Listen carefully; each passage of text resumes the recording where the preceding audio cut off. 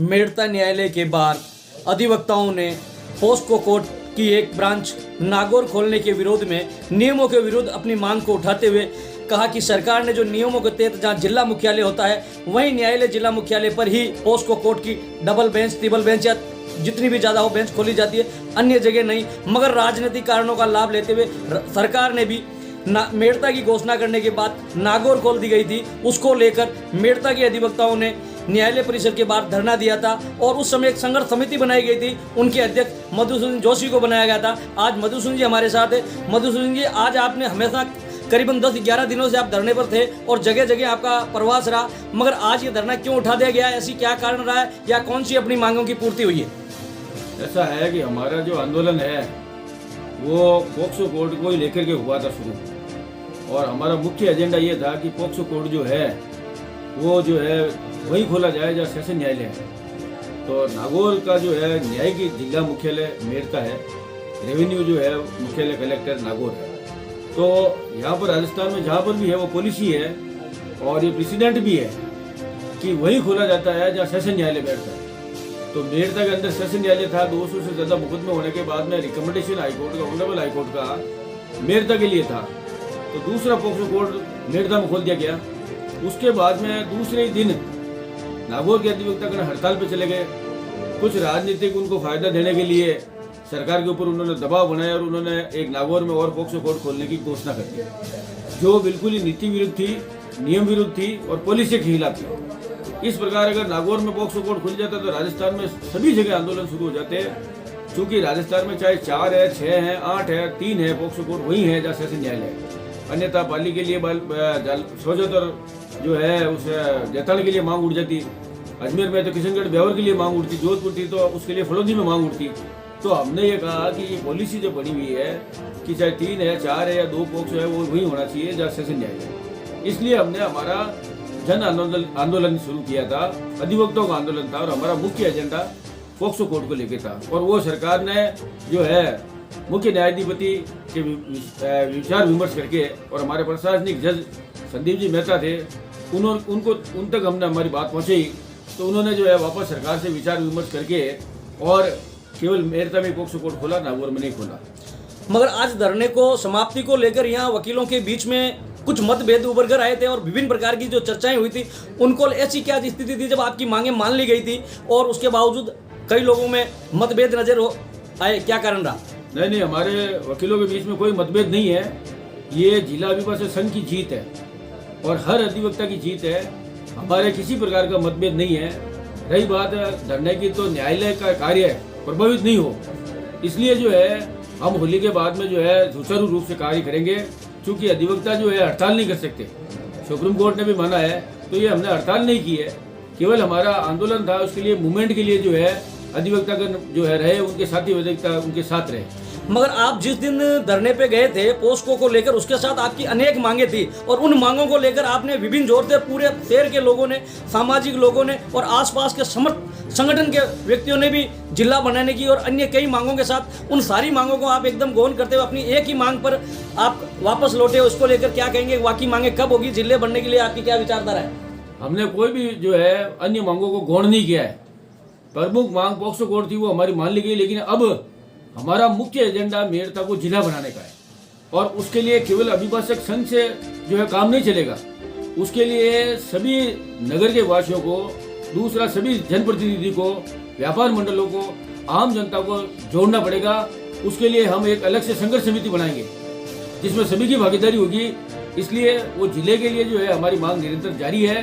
रही बात दूसरी मांगे, उसके लिए मैं आपको आगाह कर दूं कि हमारी दूसरी मांगे भी जल्दी स्वीकार होने वाली है और तुरंत जल्दी ही एडीएम और एडिशनल एसपी की घोषणा होने वाली है, ऐसा मेरा मानना है, जिसके लिए कार्य प्रगति पर है और सीएमओ से रिपोर्ट मांग ली गई है, विधानसभा में पुटअप हो गया है और 2017 में एडिशनल एसपी की पूर्व में घोषणा भी थी। तो ये बात हमने सरकार को ध्यान आकर्षित कराया। सरकार ने जो है, राजस्थान सरकार ने उसके ऊपर हमारा मनन किया और जल्दी जो है हमारे माननीय मुख्यमंत्री जी अशोक जी गहलोत इसके बारे में घोषणा करेंगे।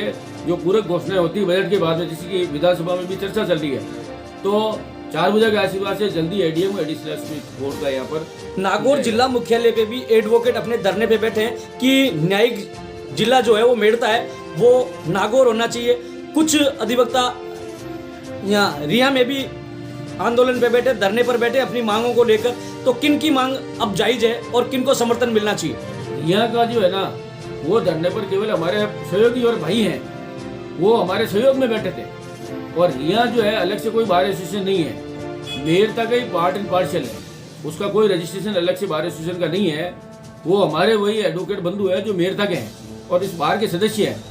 तो केवल रिया में जो है हमारे सहयोग के लिए वो धरने पर बैठे थे और इसलिए जो है उनका बहुत बहुत आभार, उन्होंने हमारा समर्थन दिया और सभी बार एसोसिएशन जो है हमारा सहयोग किया, उसके लिए भी बहुत बहुत आभार। रही बात अब आपका प्रश्न ये था कि नागौर में सेशन कोर्ट की मांग की जा रही है, ये मांग बिल्कुल सरासर गलत है।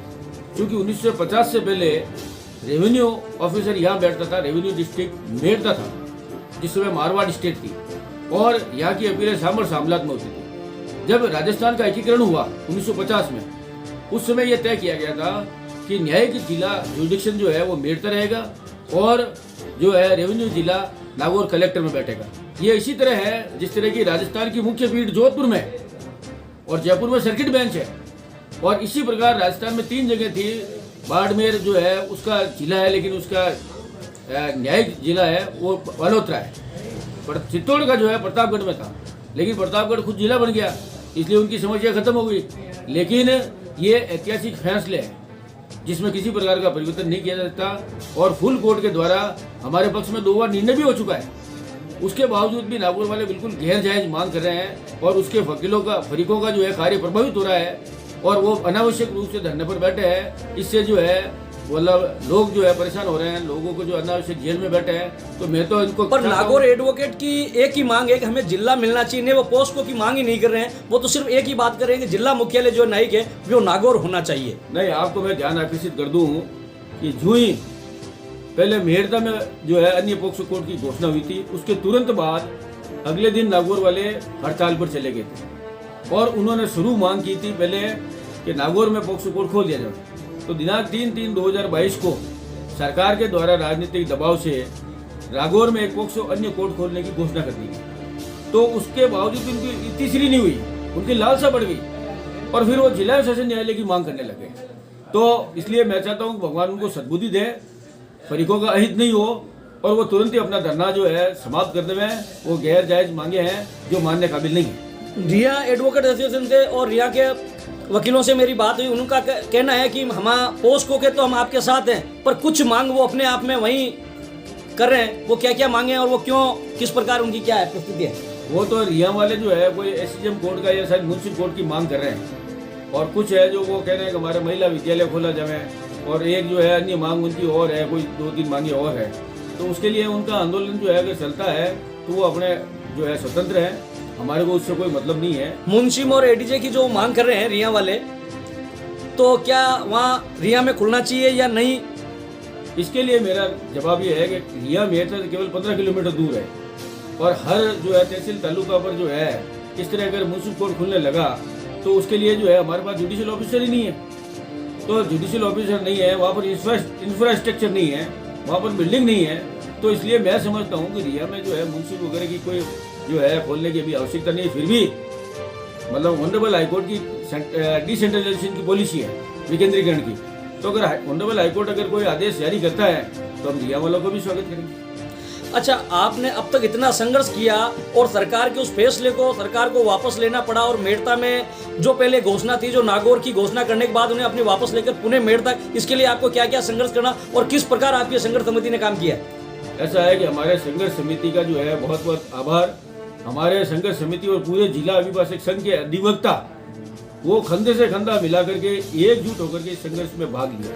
यहाँ तक कि टाइपिस्ट और फोटोस्टेट कॉपी वाले भी हमारे समर्थन में थे और यहाँ के जनप्रतिनिधि माननीय प्रधान जी संदीप जी चौधरी, यहाँ के जो है चेयरमैन गौतम जी टाग और अन्य मांगीलाल जी डांगा जो है पूर्व विधायक रामचंद्र जी चारोड़ा, गोविंदकरण डांगा, रिया के पंचायत प्रधान हमारे समर्थन में थे और हम सरकार के और माननीय उच्च न्यायालय के हर जो है अधिकारी से मिले, ऑनरेबल जस्टिस से मिले, मुख्य न्यायाधीश से मिले और हमारे प्रशासनिक जज है श्रीमान संदीप जी मेहता न्यायाधिपति, उनसे भी हम मिले। अरुण जी बंसाली साहब हमारे गार्जियन जज है, इंस्पेक्टिंग जज जिसको कहते हैं, उनसे भी मिले, हमारी मांगे उनको रखी। दूसरा जो है जहाँ तक ये है हनुमान बेनीवाल, उससे भी हम जाके मिले, क्योंकि हमने कहा कि भाई आपका विधायक जो है हमने दिया है, आप नागौर का क्यों दोनों आंखों से देखिए और समदृष्टि से देखिए। नारायण जी बेनीवाल से भी मिले, क्योंकि उनकी जो है 8 पंचायतें हमारे मेरता विधानसभा में आती है, खिमसर की जो है चांदा मेरता तहसील की है चांदा पट्टी में, तो इसलिए जो है हमने वहाँ पर जाकर मिले। और उसके बाद में विभिन्न वार्ड संगठनों का, डेगना, परबसर, नावा, कुचामण, जायल, इनका सबका हमने समर्थन प्राप्त किया और उन्होंने कहा जिला विशेषण न्यायालय मेरता में रहना चाहिए। तो हमने जो है और फिर सरकार के पास भी गए, हमारी विधायक महोदय है उनसे भी मिले, और जो है नारायण जी जो है बेनीवाल उनसे भी मिले, गर्ग साहब भी मिले, और मुख्यमंत्री महोदय को हमने सर्वप्रथम जाकर के अपना ज्ञापन दिया। तो मैं आभारी हूँ, मुख्यमंत्री महोदय ने हमारे ज्ञापन पर विचार किया और उसका नतीजा ये रहा था कि एडीएम और एडिशनल एसपी की कवायद शुरू हो गई।